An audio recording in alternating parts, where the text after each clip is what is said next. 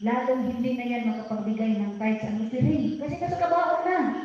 Kaya makapokus na lang kami sa buhay. Kasi itong buhay, kung malason na ang isipan, may chance pa na magbigay ng kahit sa piring. Yun ang isang motibo namin. Hindi na kailangan ng patay.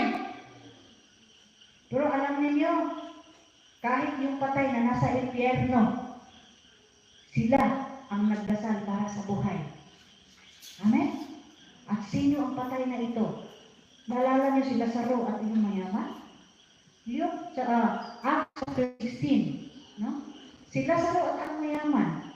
Nung namatay si Lazaro, namatay din ang mayaman. Saan ang mayaman? Nandun sa impyerno. Siya umiyak at sumigaw. Sabi niya, Abang Abraham, let the finger of Lazaro dip into the water and drop it into my tongue para naman malamigan ang aking dila. Humingi siya na